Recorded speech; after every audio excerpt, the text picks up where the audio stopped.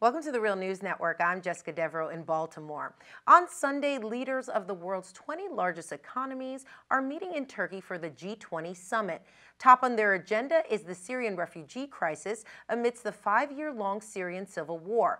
But of course, they will also be talking about the global economy. Now joining us to discuss what you should be paying attention to at this summit is our guest, Vijay Prashad. He is a professor of international studies at Trinity College in Connecticut. Thank you so much for joining us, Vijay. Pleasure, thanks. So Vijay, what will you be tracking ahead of the summit? Well, the G20 was created in 2008. This is its 10th summit. The purpose of the G20, which brings together some of the major countries in the world, demographically large countries, economically large countries, the United States, Russia, Indonesia, Turkey, India, China, you name it, the big players will be at the table.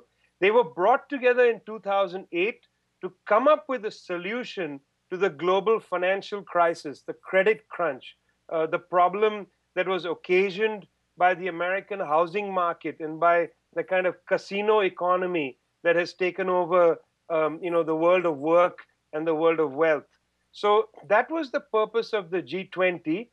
Promises were made at the London summit of the G20, which said the following, that if China, India, these countries with, at the time, surpluses would turn over some of their money into the world economy, to help bail out the credit crisis, then the West said that they would reform the IMF, the International Monetary Fund. They would allow reforms of various global institutions to give these countries a say.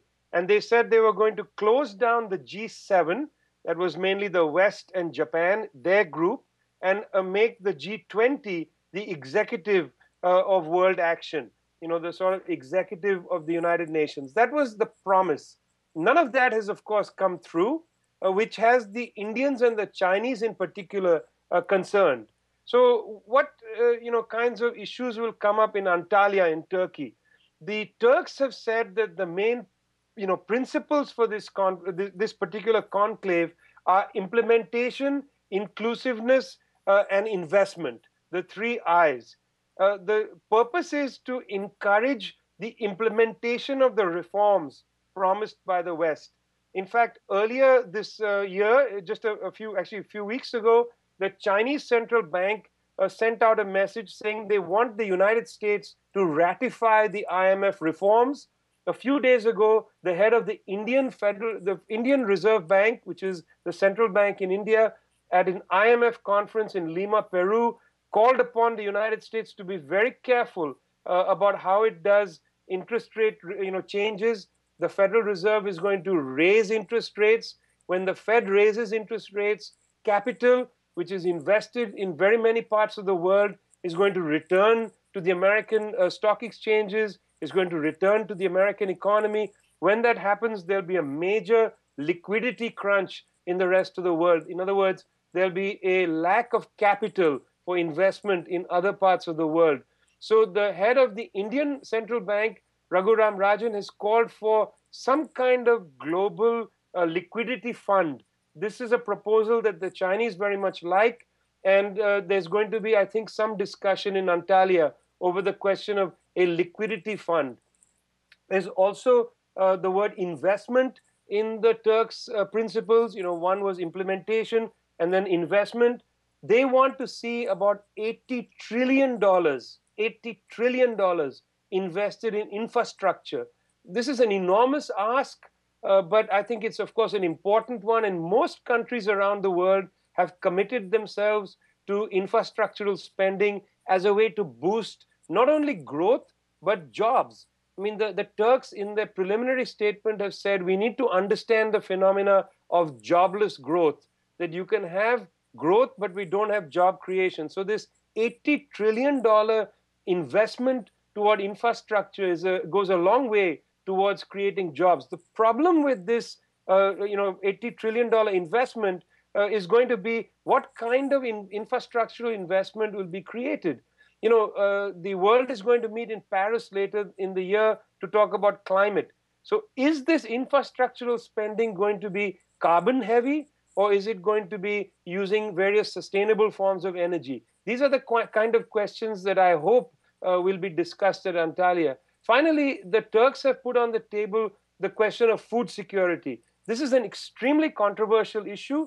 It shouldn't be controversial, but it is, principally because the countries of the West are really reticent to allow low-income countries, countries that are developing, to have food subsidies and to have various subsidies to keep prices low for people in these countries. So the question of food security has been placed on the table of the G20 for the first time. These are the main economic issues that I think they'll be discussing in Antalya. But Vijay, they're also going to be discussing the Syrian crisis, the refugee crisis in particular. And we have President Obama that will be heading there to Turkey this Sunday. And recently, in an interview with ABC News, President Obama was discussing the Syrian strategy and ISIS. Let's take a listen to what he had to say. Well, I don't think they're gaining strength. What is true is that from the start, our goal has been first to contain, and we have contained them. They have not gained ground in Iraq, and in Syria, they'll come in, they'll leave, but you don't see this systematic march by ISIL across the terrain. So, Vijay, we just heard President Obama say that they have contained ISIS. What do you make of that? Well, I mean, it really depends on what you mean by contained ISIS. I mean, about a year and a half ago, I wrote an article called The Pendulum of the Islamic State. The point of ISIS isn't really to hold territory. So President Obama is actually holding them to a standard that they don't actually accept. Their point is they come in, they come out. Exactly what he said is their strategy. I mean, they move into cities, they hold them, they leave them. They have some base areas, of course. Raqqa is a major base area, but they've been playing this kind of cat and mouse game in Western Syria, for the better part of the year, and nobody has been able to stop them. That the Turks want to put the Syrian issue on the G20 table is unbelievable, because on the G20, of course, is Russia. It is a big player in the G20, and China. Neither China nor Russia are willing to accept the Western narrative of what to do in Syria, which is a narrative that's very close to the Turkish one. Neither of them are going to permit regime change, and in fact, the Russian military entry into Syria has invalidated regime change, which is something that the Turkish government has not really come to terms with, this new reality because of Russian troops on the ground.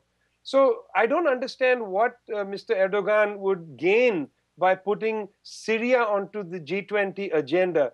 I'm afraid this kind of issue being put on the agenda might distract the G20 from the fundamental reason why they are at the table, which is to sort out global economic inequalities. The agenda of an institution like the G20 should not be inflated to bring in political issues for which there is no solution at that table. So I'm actually quite disappointed that this will be on the G20's discussion. All right, Vijay Prashad, we'll be sure to have you back on so we can follow up on this story. Thank you so much for being with us. Thanks a lot. And thank you for joining us on the Real News Network.